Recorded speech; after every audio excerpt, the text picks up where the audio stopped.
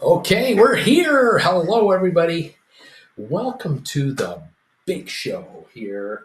It's your buddy Bruce from TWB, Traveling with Bruce. You might notice a slightly different background behind me. Jen and I made a major move here today. We ended up uh, moving. We were scheduled to move. This is not a surprise. We moved two condos down the street. So we're still in Palm Desert, still same area, same postal code, area code, same, all the same. We're just a couple of units down the road, and we'll be here until we head back to Canada at the end of May. But unfortunately, the good news is the move was successful. The bad news is this tells me that most of my time here is already past. We're into the second half of this vacay, and it's always depressing to know I have to leave this place. I'm so enjoying here, but it is what it is. We're well. Jennifer is doing really well. Everybody, thank you for all of your kind words, your best wishes to her. Her hips are so much better than a year and a half ago. Both have now been replaced. She is getting stronger every day, every week. Her endurance level, her endurance is longer and longer. So thank you, all of you, for the kind words. We're thankful for that, and recovery continues. Now that means we are talking about the idea of traveling this year, later this year, and so that means that this channel will be more active later this year. And so, I keep it going and keep it alive, and just help Jen any way I can to get better. And most of it is her doing. Believe me, she is a trooper. And so now the hope is that we will be traveling later this summer, and perhaps we might make Australia this winter, in New Zealand, and we'll see. So that could bring quite a bit of video coverage to this channel, and from rather than just from a bedroom in a condo in Palm Desert, California. So stick around, and we'll keep you posted. Again, thank you for thinking of her. All in all, here it's beautiful. The weather here has been fairly good. I'd say 90% perfect most of the time. We had a couple of shower days the last few days. Nothing serious. A lot of sunny breaks in between a little shower activity. Just makes this area even more beautiful. Clears the air, makes it crispy clear. And so the views around here just become stunning. We've had some friends here for the last 4 or 5 days, and we've been able to take them out for little excursions to see the various part of this area, and it is fantastic. And so that's gone over very well, and we're very happy about that.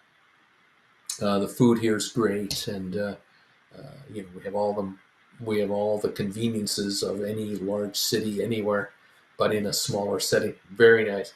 So it's all good. News in the cruise business. There's a story out today that yesterday and today about some folks who got stranded on an island, in an island nation off of Africa. Is it called Sao Tome, something like that? And it's creating quite a buzz. I'm sure all kinds of YouTubers are covering this story about stranded, some Americans and some Australians who were left behind a cruise ship. What I find interesting about this story is not necessarily the fact that they were stranded. What's the reality is that these folks were on a tour that wasn't sponsored by the cruise ship. They didn't buy a cruise ship sponsored island tour. They bought one for themselves through an independent operator. They didn't get them back in time. We've heard this story so many times, but usually we hear about it in the Caribbean, this time it's in Africa. But I got to tell you, the headlines of this story are just something else. I'll give you just a smattering of headlines. The New York Post says 6 American, 2 Australian cruise ship passengers stranded on African island after Norwegian crews refused to let them board. The next headline from the Daily Beast: tourists make mad dash across Africa to catch cruise ship that stranded them. Another one here from a .com site: South Carolina couple stranded in Africa, cruise ship left without them. Um, Aussies and Americans stranded on an island. Daily Mail: two Australians among 9 passengers stranded on island off Africa after they showed up late for their Norwegian cruise. Garden City couple, this is New Jersey, I guess, 7 others stranded on African island after allegedly abandoned by ship. 8 cruise passengers stranded on a remote island after ship leaves them behind. I mean, these are just, eye-catching headlines. This is the way of the world, as you probably know. The clickbait kind of headlines are everywhere. But unfortunately, it comes down to the bottom line. These folks were on a tour that was not offered by the cruise line, and the operator did not get them back to the departing port. The ship was offshore, and they were using tenders to get people back to the ship, and they missed the last tender. And this takes, I would imagine, a certain amount of time to get from the ship to the shore, from the shore to the ship. And this could have been 30 to 40 minutes each direction. That meant that these folks missed the ship by more than an hour and a half. And that was probably too long for the captain to make the rendezvous from where they had to go to the next location on time. And off they went. Apparently, though, the way this story is playing out, the passengers were given their passports. Apparently, the cruise ship, uh, you know, welcoming passengers back onto the ship. The passengers are scanning their room cards back in, and the cruise ship knew 7 haven't come back, or 9, whatever the number was. They haven't come back. And the cruise ship apparently had all the passengers of the ship in probably in a vault, in their possession, in the ship's possession. And so they gathered up those passports of the missing passengers, and the passports were at the shore, um, for the passengers to retrieve. So the passengers got their passports. What they didn't get is any of their medications, none of their clothing, no wallets, nothing that they left behind. If they left their wallets in their safes in their cabin, those are left behind, and those are still on the ship. This is a 21-day cruise, day 8 of 21. So the trick now is for the passengers to find a way to catch up to the cruise ship to get back on it. And I guess the first problem was that the ship was heading to its next stop, and when the ship got there, the next day, I guess, the weather was so bad that the ship could not come into port. And so, had they even made it to the next port of call, they wouldn't have been able to get on the ship anyway. And so now it's the next port of call. So this goes on. This can go on for a long time. And the cost for these folks, they got to find their own meals, they got to find their own accommodations, their own transportation. And if you don't have your credit cards with you, if you left them on the ship, you went on an excursion with $20 on you, you're in trouble. Now, apparently, from what I've been gathering, a lot of details have come out from these people to friends and family, and then ultimately to media sources, as I was just reading off the headlines to you. And so they must obviously have their cell phones with them. And that's a good thing, because if you at least have a cell phone with you, you are able to get in touch with key relatives who could theoretically arrange a wire transfer of some money to you, maybe to a local bank branch or to a Western Union kind of a place. These folks are obviously going to use the resources of the harbor master to become unstranded. I have no idea. Now, whether they could theoretically have money wired to them that they can get cash in their hand, walk into a bank branch in the city they're in and get a prepaid credit card with it that is multiple currency. The logistics are unbelievable. You can obviously use a relative to book a flight for you on their credit card for a flight wherever you need to fly to, and you use your passport to get on that plane, I would imagine.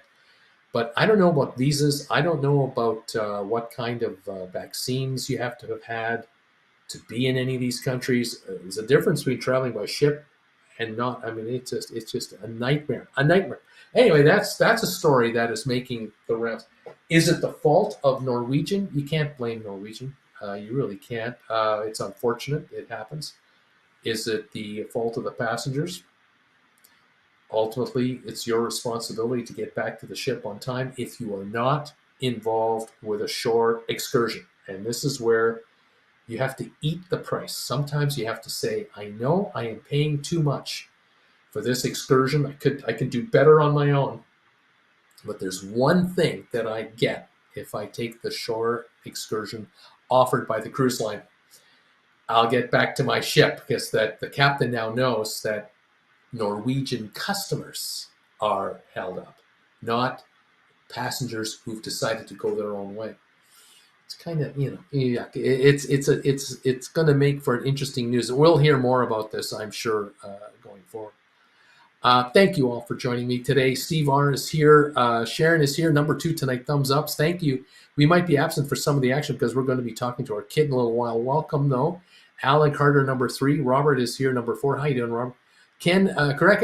Welcome. Greetings, Bruce and Jen from Jen and Ken. The temperature's 40 with rain moving in. I paid $3.60 for gas today, number 6. Just to let you know, we have moved. Our address is no longer valid, so hang on to that stuff if you're sending us anything. Rocky, number 7 tonight. Shady Hill, number 10. Rocky, 59 degrees down from 82 here in Chesapeake, Virginia. Gas, $3.27 a gallon. Sylvia's here, number 11. I will listen while cleaning. 87 degrees in Greensboro, North Carolina. 79 degrees in the house. Laugh out loud. It's time to turn on the air conditioning in April. Robert, this morning you were in a different place and now in another place. Oh my God, yes, sir. We don't sit still here. Where do you go when you go? Where do you go when you go to Canada? Another rental Airbnb condo. We have an apartment actually. In Calgary, Alberta is our hometown, and we have an apartment there that we're hardly ever in these days. Obviously, we had been in a house in Creston until 2021, until the fall. Then we began traveling, and we put everything in storage. We sold our house, put everything else that we kept in storage. And for the rest of 21, all of 22, and 2023 until May of 2023, we had everything in storage, and we would stay in hotels, friends' places. We were house sitting a friend's house for several months. They were happy that we were in their house. We just found ways to find accommodation or pay for it ourselves. Or we'd be here for 6 months, 5 months, and then back up. Then we'd be in Europe for 2 months, and then back. But starting last May, we rented an apartment. But we've only been in the thing for a few months because we left for Europe last August, got back at the late October, got here December 1. And so we haven't been in our apartment very much. And we're just paying our monthly rent on instead of putting stuff in storage, it's now in a bigger storage area called the apartment. But, it's waiting for us. We'll be there, June and July. But sometime in August, I think we're heading out again. I think we may well be in Europe again. And by October, we could be back. And then by December, we could be gone again, this time to Australia. So we don't rent it to anybody. We just, our daughter checks on it a couple times a week and make sure it's okay. That's how we're doing it. Robert, you know how to move around. We sure do. Kirk, hi, Bruce and TW family. Kirk from New York City is here. 18 thumbs up. Kirk Brunson's YouTube and Facebook channel. Check him out. Welcome, sir. Stephen Butler, I thought I was number 11 or 12. Maybe not sure. Gas is $3 a gallon. Thunderstorms tonight in northwest Arkansas. Possible tornadoes in the overnight, by the way. I hope to sleep through it all. Oh, yes. Nathan is in the house too. Hi, Nathan. Gas 295. High today was 80 and overcast. 28 days Norwegian Getaway Transatlantic 14-day cruise. Coming up, Alan Carter in the house. $1.49 gas at Costco in Calgary, I think, is where Alan is. Sharon, Garden City is Long Island, by the way. Oh, thank you for that. I wasn't sure. Stephen Butler, we had some friends get left in port on an Alaska cruise due to an excursion operator getting them back late. The excursion operator owner flew them to the next port after attending a salmon cookout. So he took care of them. That was pretty cool. Sharon, that's why I always take a cruise ship excursion. She says, it might be a little bit more, but I know the ship won't leave me. Exactly. John Hunnity. John, how you doing there? Number 17, thumbs up tonight, Bruce. Watching from aboard the Discovery Princess on our way to Ensenada. We live in Montebello, California, and gas was $5.09 yesterday a gallon. It's under 60 degrees on the water. A little nippy there in the wind, but hopefully you're heading to warmer weather. Stephen Butler, he put them up in an Airbnb overnight. They got back on their ship the next day. Disaster became a fun adventure. So that's pretty cool. That is above and beyond. That's very good. Sylvia, Stephen Butler, who is he? Who put them up in the Airbnb? The tour operator that was late getting them back. That's who did it. Donnell is in the house. Hello, Donnell from Cork, Ireland. Hi again, Bruce, and all TW followers. I am thumbs up 22. Thumbs ups tonight. Glad to be watching the show live. Great to have you, my friend. As always, Stephen, Sylvia, the excursion operator, put them up. He made things right. That's pretty cool. Sylvia Donnell, hi there from Sylvia. Stephen Butler, that is good. Donnell, hi Sylvia. Hope you're doing well. Still doing water exercises? ? Sylvia. Donnell, yes, still doing water exercises. Now I added a craft called Diamond Dots. Laugh out loud. It keeps me busy. I'm retired. Nathan, I'm number 23 on the thumbs up. Larry Blake, number 25 tonight, Bruce. Robert, hey, Bruce, number 22 here. 50 degrees in Boston.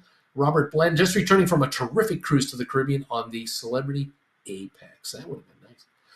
Paul Romero, I heard that Norwegian denied the passengers who were able to get the Coast Guard vessel to the ship for boarding. Looks like the Norwegians specifically went out of their way to deny them. I don't know. I don't know if the ship was likely on the move at the time. And I don't know if the ship was still in the harbor area. I don't know if the Coast Guard had authority over them.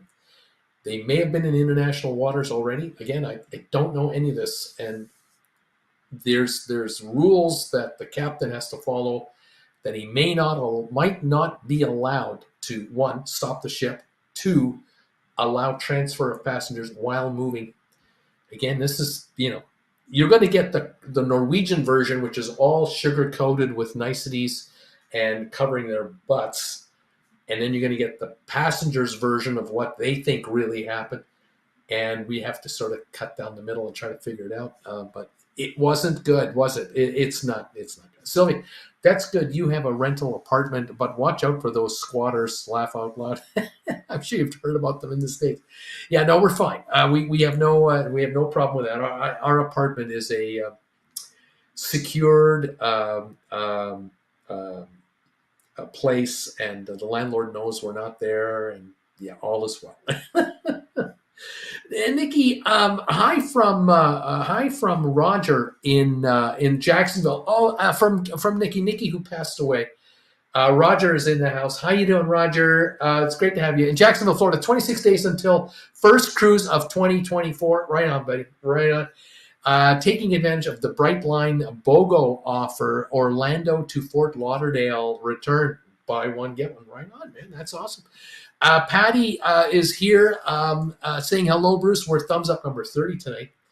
And we love your shows. We're going on a 2-month motorhome trip out west in a month. That's awesome. That is fantastic. Sure hope you enjoy it, and hope one of many more to come. That's beautiful. Thank you for popping by, saying hi, giving thumbs up. Paul Romero, thumbs up to you, Bruce. Thank you guys, all of you. I appreciate it very much. We're trying to get to 100 thumbs ups on these broadcasts. Those of you watching on the rerun, you always come through for us with thumbs ups after the show goes live. I thank all of you. If you're able to hit that thumbs up button, that really helps a lot. Everyone counts, and we somehow try to get 100 every week. Sometimes we make it, sometimes we fall just short. But tonight we're getting a pretty good start here. We already have 33 thumbs ups. If you're over 50, that are coming through here, 33 and counting. And I thank you all very much for helping us out. Absolutely beautiful. As far as other stories, I'm beginning to get the vibe. I don't know about you guys, but I am getting a vibe about something else. I've mentioned this before. I'm going to mention it again. I have a gut feeling that there are problems at Norwegian, financial problems. I've just got this vibe that that's bugging me. I'm reading more and more and more and more stories, or I'm hearing about issues that just are telling me this is a cruise line that is watching every nickel and dime very carefully, and that they are attempting to deliver a product to their clients, their customers, but they're kind of doing it with one hand tied behind their back. And the problem that Norwegian has is the same as others, but I think it's more pronounced, and that is they are up to their eyeballs in debt with bankers. They've had the Wall Street crowd help them raise money during the pandemic. They kept their ships alive. They took delivery of a ship or two, but they're trying to run their fleet as best they can with as many passengers as humanly possible, because right now every cruise line needs 110% occupancy. They absolutely have to have 110% occupancy. They are in such a debt load that unfortunately their bonds have been classified as junk rated bonds by the rating agencies, and therefore when they issue new bonds to roll over their old debt and raise capital, they're paying top dollar for interest rates. A company like Apple can raise $50 billion like that, and they could probably raise it at 2.5%, 3% interest. If Apple were to issue bonds that were convertible into Apple stock in the next 5 years at $50 a share, higher than it's trading at, they wouldn't have to pay any interest for any bonds. They could just raise money for zero interest. There are bankers out there that would give Apple money today and say, I'll take the chance that I can convert the cash I'm giving you into stock in your company at a higher price than your stock's trading at now, because in 5 years, I believe your stock will be worth even more than that. This is not the case for Norwegian or any other cruise line. Norwegian has to pay interest on what are called market rates. And the rates that Norwegian's being quoted and that their bonds are actually trading at on the open market, all the bonds they've issued are trading at a discount, which means the yield that people who buy these bonds now are very high. The problem is that because it's a junk rated bond, it is very difficult to get bond insurance against these bonds. It's not impossible, but it's extremely expensive. And so there might be a hedge fund that likes to buy high yielding debt. They might buy debt that pays 12, 14, 18% interest, and then they'll give up a couple of percentage points for insurance in case the bond collapses. But in the case of the cruise lines, and certainly Norwegian, they're the weakling right now. Number one player is Royal Caribbean. They seem to be the most loved. Then Carnival Corp with all their cruise lines, and then Norwegian last. And I am getting too many instances. I'm reading of too many instances where Norwegian is running into mechanical problems with ships, cruises being canceled Ships going into dry dock when they weren't scheduled to go into dry dock for at least a couple of years, they're going in now. Cancellations of cruises in because of it. A well-run cruise line and a well-financed cruise line will have dry dock time windows set up for the entire fleet of their cruise ships. And it might be a 4 week to a 5 week, a 10 week shutdown. There are no cruises canceled in that window because there were never any sold in that window of time. Whereas I'm reading about Norwegian canceling 6 cruises in a row so a ship can go into dry dock. That is bad news. That is a ship going in under an emergency situation. Something is so bad now, they can't make it until the next dry dock, which might be a year or 2 or 3 away. That's what's going on. Also, I'm noticing Norwegian canceling cruises where they announce, we're canceling this cruise on this ship because we've chartered it out. Now, that's telling me a couple of things. But the main point that's worrying me is when a cruise line cancels a cruise that may have had 3,000 passengers booked on it, prepaid their cruise fare. You are telling these folks with 3 months to go, 2 months to go, 6 months to go, your cruise is canceled. This is a major problem for many of those 3,000 people because it's possible that there are flight connections that were connected to this. There are weddings connected to this.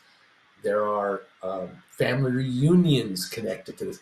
Impossible to rebook with someone else some other way unless you have enough time to do it, and the dollars might not match. The cruise line will give a credit to these people as compensation for the cancellation, which tells me that the charter that they've taken on is so lucrative. They might be hauling in double the money on a charter than they would have had they had a regular booked cruise. And they're willing to upset 3,000 customers for a charter. And that's telling me, man, if you're willing to cancel out scheduled cruises for a charter at the last minute is 3 months or less, in my opinion. That's last minute. If you're willing to do that at the last minute, you must be desperate for the money. That's what I'm reading between the lines. I can see a 2-year time frame. I can see a 1-year time frame. Plenty of time to reorganize something else for a year. But 6 months or less, this is bad news, especially if it has to do with a wedding, an onboard wedding, or a wedding at a port that the ship was going to. You got 150 people on that ship that are all part of the wedding party. Oh my God, you got yourself a nightmare. I mean, this is logistical. Anyway, I'm just getting this vibe that the cruise line has mechanical issues. Cruise line is canceling cruises for charters. Their bonds are junk rated. There's all of a sudden ships breaking down mechanically. Technical problems. You hear the word technical problems all the time. It's happening elsewhere. I agree. I know other cruise lines are having it, but with Norwegian, it's now more constant. And I wonder, geez, what's going on here? Are they being told by Wall Street that we cannot raise any additional capital for you? We can only replace the debt you have as it matures with a fresh bond. But the old bond that you were paying 5% interest on from 3 years ago is going to be replaced with a new bond at 15% or 12%. So the costs are rising on Norwegian from their bankers. And this is $20 billion. It's a lot of money. It's a huge pile of money. And I'm wondering if there's some issues here. Now, is it possible they're a takeover target? Who could buy the company, right? Certainly NCL, MSC could do it. If MSC wanted to do it, why would they want to do this? Why would you buy a fleet of cruise ships, of which half are older than most of their life cycle. There are new ships in the Norwegian fleet, yes, but not the majority of the cruise line. So this would really add strain on MSC. MSC is running a fleet of relatively new ships, 10 years or newer, with all the ships coming out from MSC. Doesn't make sense for them to do it. They would want to buy the newest ships only and not the rest. Well, that's not going to fly. We'll I'll follow this. I'll let you know. We'll see what gives. I don't know what's going on. Okay. From Nikki's channel. Thank you, number 26. I appreciate this. Roger, thank you, Roger, very much for that. Nathan, I thought they paid off all debt from the... Oh, no. They're carrying their debt. All the cruise lines. They're just paying interest on this stuff. These are bonds. They don't pay them down. Kevin, thumbs up, number 37. Bruce, glad not to be on a cruise out of Baltimore this week. Best to Jen. Yes, sir. Kirk Brunson, the NCL might be ripe for an MSC rescue. Matt, we went on a 14-day cruise on the NCL Prima. It was very disappointing. The ship was less than a year old and certainly already falling apart. There you have. I've had mixed reviews on that ship. I really have heard mixed reviews. Robert Bruce, who charters a cruise ship? Who charters a cruise ship usually carries a couple of thousand people. NCL cruise from Boston to Bermuda is costing me $900 for the same balcony room. I've heard stories about past, like depending on the cruise, but I've heard where it might be like a music cruise. It might be full of bands. It might be hosted by a rock band, and then 20 other acts are part of it. And you're going for 120% occupancy, 130% occupancy. We're talking about the couch in every room being folded out, maximum usage. And, the booze is flying and the T-shirts are going, and the cruise line is making a killing on this thing. But the ships get beat up on these. Absolutely get beat up. So I don't know. I just don't know. Sharon, speaking of Baltimore, do you think that any cruise lines might be sailing out of Philly? Haven't heard. Sharon, we cruised to Philly several years ago, and it was a nice port. I haven't heard that. I have heard that Norfolk, Virginia is being talked about as a cruise port. But that one is much further south, as I figured out with my sponsor member hangout show people earlier tonight. It's logistically a problem, no question about it. This lack of a Baltimore port apparently is going to cost Carnival $10 million in profits. It's going to run $10 million in costs. Early estimates from Carnival. So there you go. Anyway, we'll see what happens. Now, tonight, I have one more bit of, it's not necessarily cruise news, but what it is I want to talk to you about a cruise you could take. Coming up in 2026, you have plenty of time to save up the money, okay?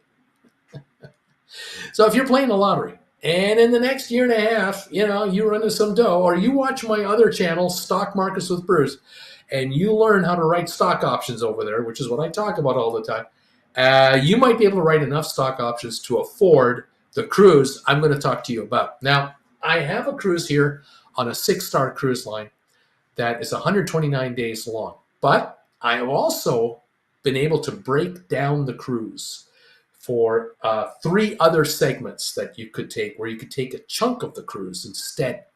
So you can go partially on this big trip or the entire, up to you. And I thought today I would show you how the other half lives, just to give you an idea of what this looks like. And first of all, I thought I would show you an image of this ship in question. It is the Seabourn Sojourn ship. There are several that look like this from Seabourn. This is the back of the ship here, a little image there. The ship is handling 450 passengers. That's all that are on this ship at any one time. Where am I? There's my stats here. Here we go. So it was built in 2010 and refurbished in 2018 before the pandemic. 32,000 tons. It's 650 feet long, 84 feet wide, 450 passenger capacity and 330 crew. So that is a very, very high ratio of crew to passengers. Very excellent service. No inside cabins. 229 outside cabins, 203 with verandas total. Maximum occupancy, 3 people per room maximum. So 450 is typical passenger capacity if you're full up, just so you know. Dining options, I'll talk about that in just a moment. No tipping is expected on a cruise line, on a cruise like this. They do not expect gratuities. On the dining side, you can see here they have 4 different areas, plus you can have room service. There are no reservations required and no surcharges applied. So all the dining is included in your fare, from the high-end dining room right to the buffet and everything in between. So you can see those photos there. I wanted to show you the main cruise first. This is the big one. Look at the map here. This starts in Los Angeles. This cruise starts in LA and works its way over to, as you can see, towards Hawaii.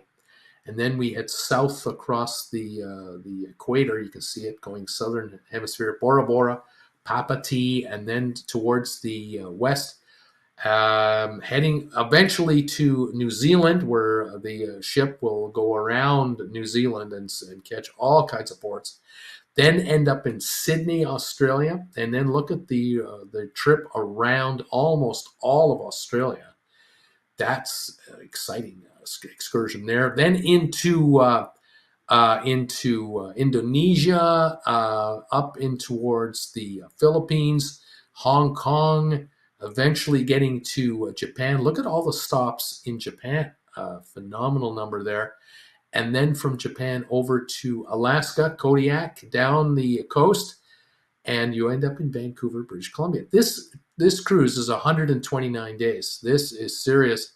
129-day cruise, covering a big chunk of the Pacific nations here. Very, very interesting.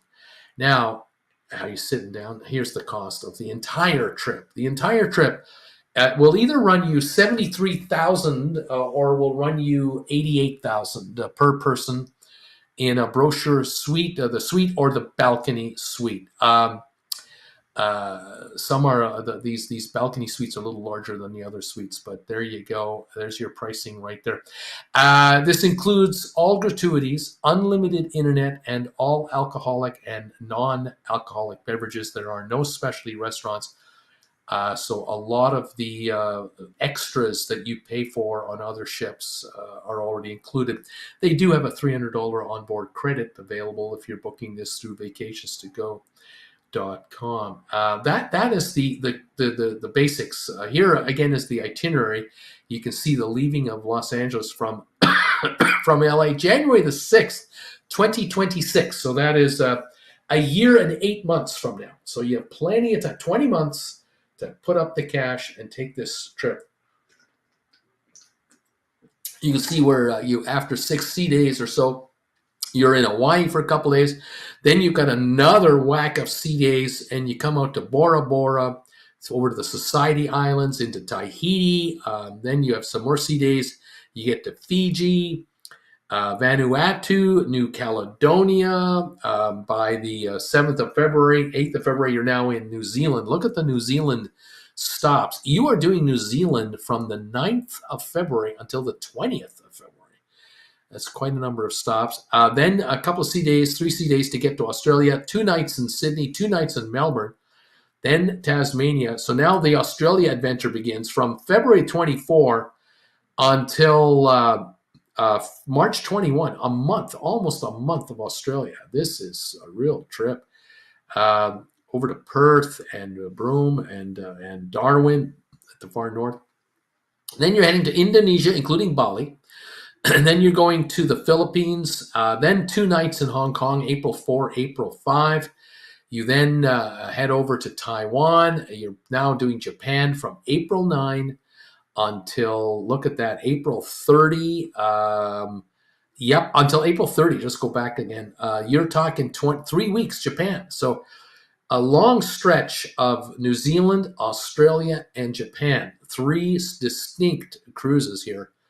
And this looks absolutely fantastic. And of course, we're talking May, April, going into May. This is spring with the cherry blossoms. It'll be beautiful. Now you leave Japan. You cruise for 6-7 days until you get to Kodiak, Glacier Bay National Park and Preserve, over to Sitka, Prince Rupert, British Columbia, Inside Passage, and then you end up in Vancouver. On May the 15th, you've arrived in spring weather back to North America. So not too bad of a cruise. Now, if you'd like to break this down a little bit, you can take segments of this cruise instead.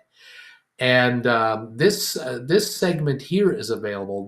The Australia segment, for example, from Sydney all the way to Hong Kong. This is a 39-night segment, and it comes in at $22,000 for a brochure suite price. Again, everything included is including like gratuities, internet, alcoholic beverages, non-alcoholic, $300 credit. So this cruise, I broke this down into dollars per night. So if you took the whole cruise and you took the low-cost version, it would be $570 a night. If you took the high end, it would be $686 a night. But if you're doing the Sydney to Hong Kong part of the trip for 39 days, it's $565 per evening per person. And this is the regular suite. Now, you can do another cruise, and that one is this Hong Kong cross to Tokyo, including Japan, the entire Japan segment. This cruise is 23 nights. You can do it as a separate cruise. You get yourself to Hong Kong, and then you catch the ship, and you leave in Tokyo and move along. However you're getting to Hong Kong, and however you're getting home from Tokyo, if that's how you're doing it. This 23-nighter will run you $12,300 or $12,320. And you divide that by the 23 nights, $615, and it's a suite, one of the suites. Again, here's that Hong Kong to Tokyo segment highlighted again.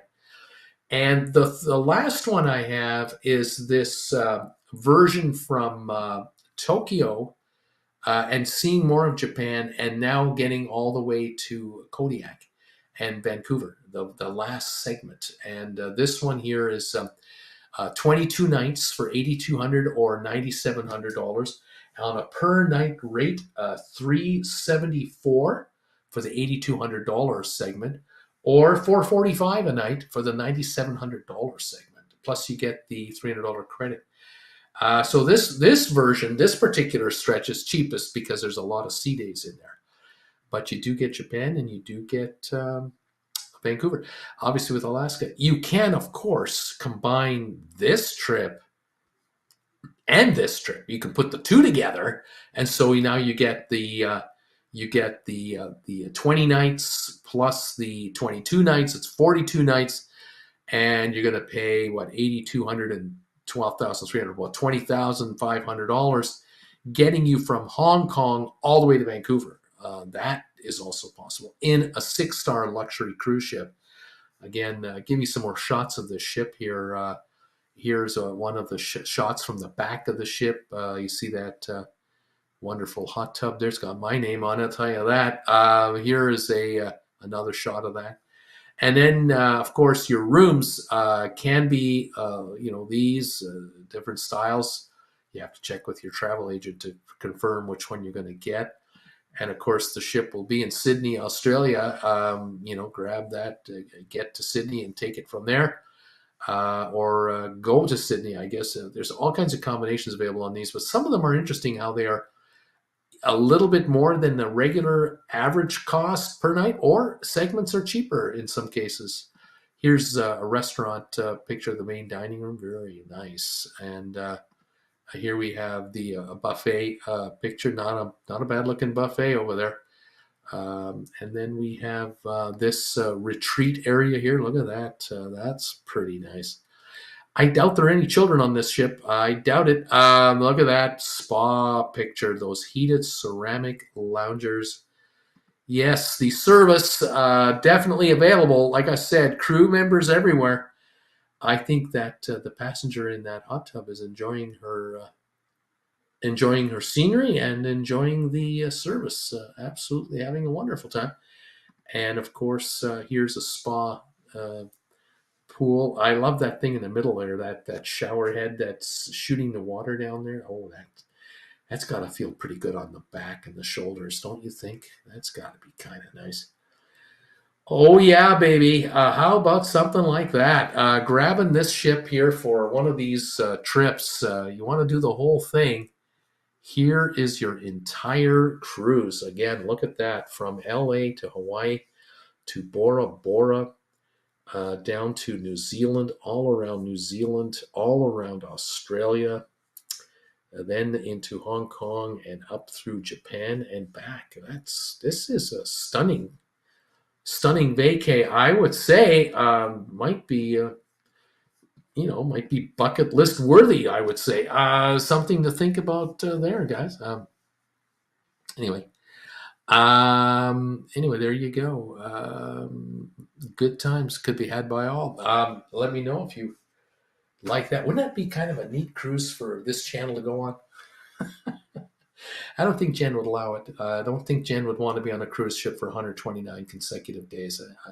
I'm not sure if I could take it myself. I would be interested in segments, though. I would be very interested in the segments.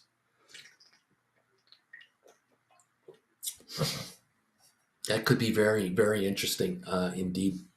Anyway, there you go. Now, Stephen is talking here about, I know a duo who played on the Outlaw Country Cruise back in February. They had a good time. Besides their duo, Mark played guitar and did backing vocals with some other folks as well. So there you go. Sharon, I'm with Jen. 129 days on a ship is my version of hell. I think 22 days would be pretty good. I think with a 6-star scenario, uh, Hong Kong to Tokyo, or Sydney to Hong Kong, maybe, or Tokyo to Vancouver. I don't know about that stretch of time over the Pacific there, but I would love to be around the Sydney. I'd like to be around the New Zealand and Australia portion. That would be of interest to me. But it's just a question of weather. How rocky would the ship be on rough weather? What kind of rough weather would you have?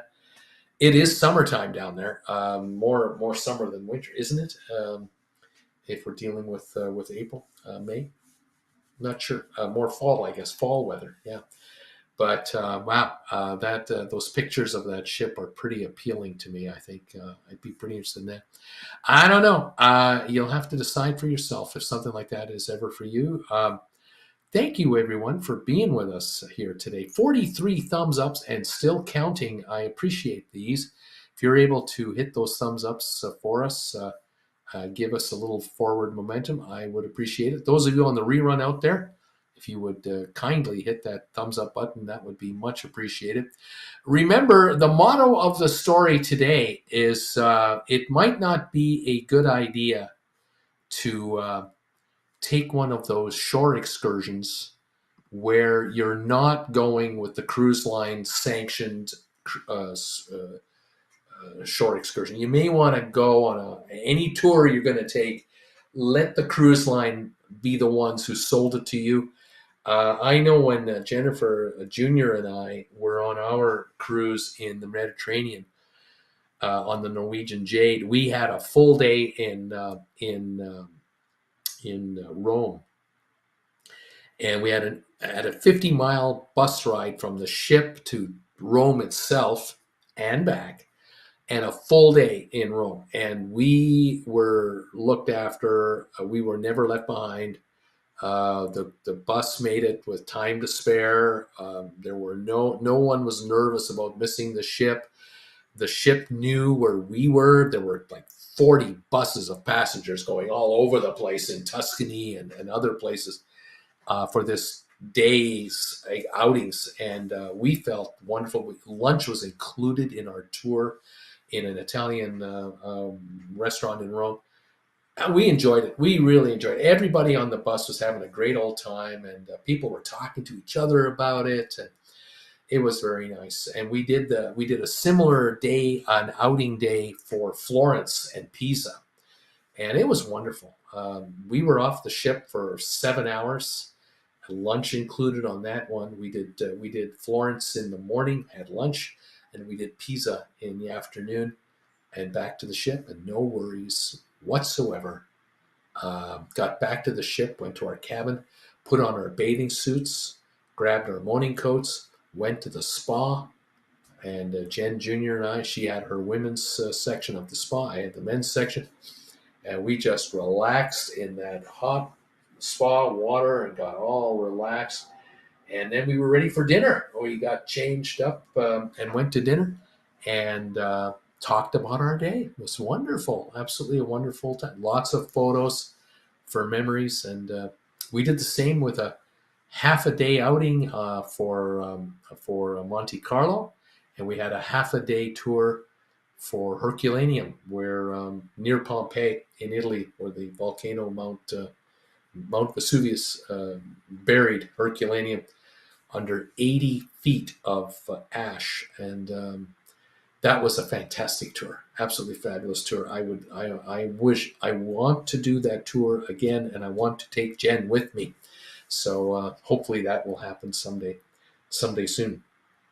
Anyway, yeah, something to be said about taking a cruise ship tour. Peace of mind, definitely. And I have yet to be disappointed with a cruise ship tour. I have yet to be let down that it wasn't any good. No complaints whatsoever. Anyway, there you go. Anyway, thank you, folks. Sharon, we got to go. The kid's calling. Take care to both of you. And thank you for joining us. All of you out here, thank you for joining me today from wherever you're watching from. It's so gratifying to have you here. And we wish you the best of the rest of Easter and the best to all of your families. Make sure to hug someone you love a little longer this time around. You never know when it's the last time. We'll see you tomorrow, or no, we won't see you tomorrow. We'll see you next Monday when we're here with another update from Palm Desert. Every week that goes by now, we're closer to traveling. So stick around and we'll keep you posted. Stephen, thank you. The best to you and your family. All of you out there, thank you, all of you, for your support of this channel. And thanks for these thumbs ups, you guys. Much appreciated. They're now standing here in the 40s, going for 50. Thank you. Yep, 45 and counting. They're coming in. If you can find that, thumbs up button, please hit it for us. Thank you so very, very much.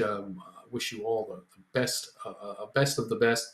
Thank you, Robert. And we'll catch you tomorrow morning on the other channel. Fantastic. Donnell, thanks, buddy. See you back here next Monday. All going well. Have a great week, y'all. Way to go, Donnell. Keep getting better and better, my friend. And we'll keep you posted of our travels. We got to catch up with you. So thank you all, and have a wonderful week. And we'll see you here next Monday from Palm Desert. Bye for now.